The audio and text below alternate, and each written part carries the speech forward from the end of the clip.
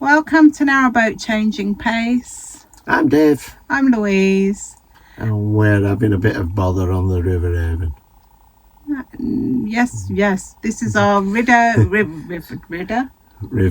This is our River Avon bother series. Currently it's 4, but it might be 5. So what you're about to see is an update on Monday.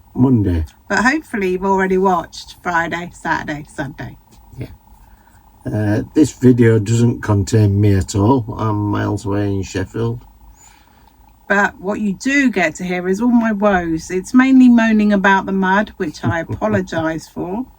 But it was muddy, and I don't want to go into that too much because then that will evolve into another moan. So I hope you enjoy what you see, and we'll see you later. We'll see you at the end. Take care. Bye. Bye. Good morning. We are still in the red levels, and however, look, we got the bank and then the water where it should be. The boat's come down considerably. We're just outside waiting for a water delivery, but we're all good. I mean, you can get through the bridge now. The current's still coming, but I think we're good. Hopefully, fingers crossed and all that, my darling. Have a great day, whatever you're up to. I shall be mostly sliding around in the mud. Lambing's turned up with my water delivery from the Avon and Navigation Trust. So we don't have a pump, so it's just trickling down the hill and into the bow of the boat. It's going to take ages, but he's here and I'm going to have fresh water. That's the main thing. So Blemon? Yep. Yeah, got it right. He's just unhooking the trailer. He's going to leave the tank with me because it's dribbling out so slowly. He's got work to do. He can't stay here for 2 hours with me with the water. But yeah, I'm pleased I'm getting water anyway. I will see you later, my darling. Take care. I'm avoiding sudden death with the mud, which is a nightmare. Lennon said, he's from Bulgaria, he said that they've got a big meeting on tonight, so he'll have all more information because the big head honcho's coming in and they're going to discuss the water level. Oh, what did he say? Very helpful. He also told me that I'm the only boat on the river out of season. The season doesn't open until the 18th, and I'm the only boat here early. But that was planned. We were actually meant to be here at the beginning of March, so we are slightly behind our imposed schedule, but we're in front of the seasonal one. All of the locks on the network are tending to open around the 17th, 18th of March, which is when the River Avon season opens up. So there'll be more boats, but currently I'm the only boat, Blemon. I really want to get the name right. I'm the only one he's visiting. Bless him. The water levels have gone down. We took the dogs off as a uber precaution, really. Maybe we could have kept them here. I don't like putting them in kennels, but I think it's important that they get used to being in kennels for such circumstances. We don't have family and friends. Well, certainly nobody wants to take Willow because, quite frankly, she's very needy. I will see you later. But we're getting water very slowly. There's no pump, see, so that's a, what did he say, 500? Let's go have a look. So that's a 500 litre water tank. When Blemon asked Dave yesterday how big our water tank is, Dave wasn't able to tell him. So this will be a good calculation of how much water we can get in. I think the water tank's nearly full, bless him. Blenheim's gone off for a while, but I think it's going to overflow. Look at all the mud on my boat. Yeah, I'm not happy about that. I'm not also going to clean it because, quite frankly, we're still in the mud zone.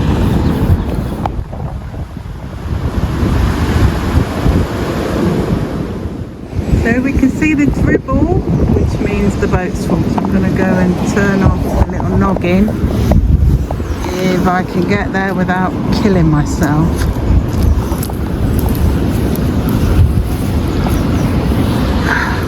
Just gonna turn it off. I'm assuming it's like a water tap.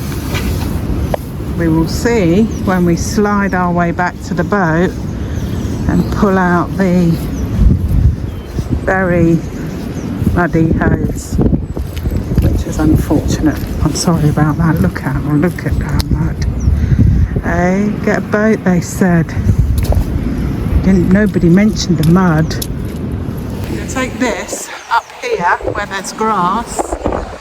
There is mud here, but this bit didn't get wet. And I'm going to wind this hose in for me, because he's being gracious enough to put it in.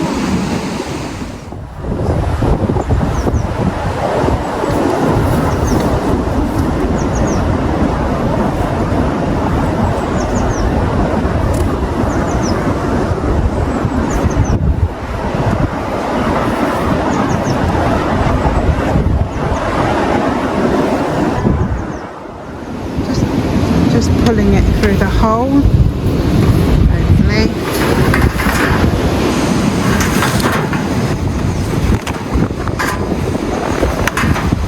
I can assure you it was neater than this when I started. Okay. I'm done. Very muddy. The trees are completely whipping up a storm. Hunda, is that his name? Hunda, can't remember his name. Anyway, he says that's a good thing because it will mean the water levels will go down quicker with the wind pushing it. Hello, it is I, the waterlogged mud one. Always a bit cautious coming down the old Ramparuni. I'm going to go inland to walk down, to walk back in. It's just a quagmire.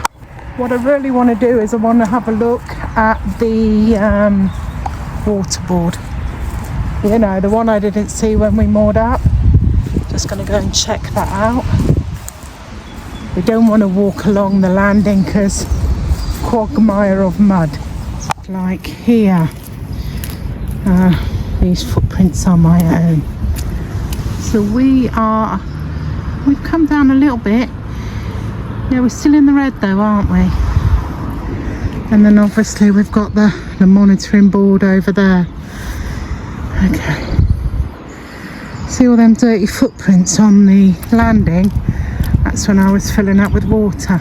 It's Monday night, dogs have been in kennels for a day. Dave's done a full day's work to earn the pennies to keep me in the lifestyle I've become accustomed to. It's 6 o'clock at night, we've still got daylight, so spring is coming. Hang on in there, it's coming. It's gonna get better, although they do say April showers.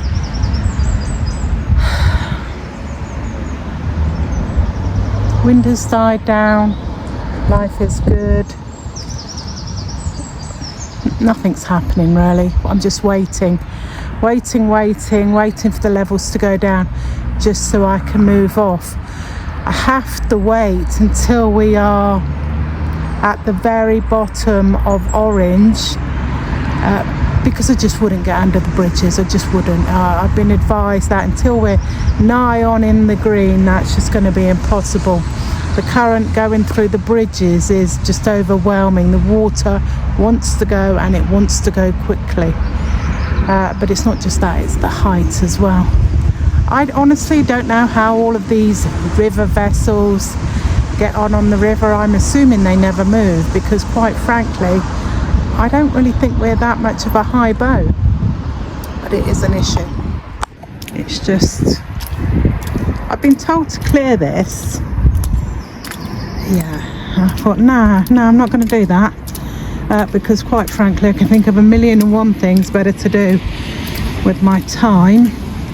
And also if she goes back up again, it'll be like holding back the sea. What I am going to do is I'm going to pull in the gangplank Firstly, so it's on my boat. Secondly, I think we are going to go down. I think we're going to go into the orange or the yellow, whichever you prefer. And when we do so, the gangplank will start to be above us. I think it'll be an issue. So I'm going to pull it in tonight now. As I said, mainly moaning about the mud, no David, and mainly waiting.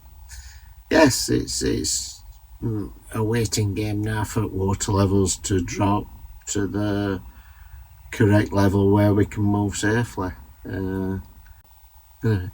Really nice gentleman from the Avon Navigation Trust. He delivers us some 500 litres of fresh water to go into our water tank, which is interesting in itself. Maybe not for everybody, but for me, it now knows, well, I now know that our water tank is 500 litres or less. And I thought we had a massive water tank, but apparently it's just normal. Some people have 1,000 litre water tanks on their narrowboats. I can only assume we're really economical with our water because it does tend to last us quite a long time. Yeah, we can go 3 weeks. If we're careful. Two weeks quite normal usage. Yeah. 3 weeks if we're careful. But I always thought because we lasted so long, our water tank was massive. And maybe it's not massive, just maybe we're just economical. Let us know if you've got a bigger water tank. I'd be interested to know how long it takes you to use it or not use it. Ours is in the bow anyway, it's not under the bed, because obviously we're on our bed. Who misses? So I'm just really pleased that the Avon Trust are really looking out for and looking after Louise. It's made my heart a little easier abandoning her, going back to work. I think you had more than enough on your plate, to be honest with you.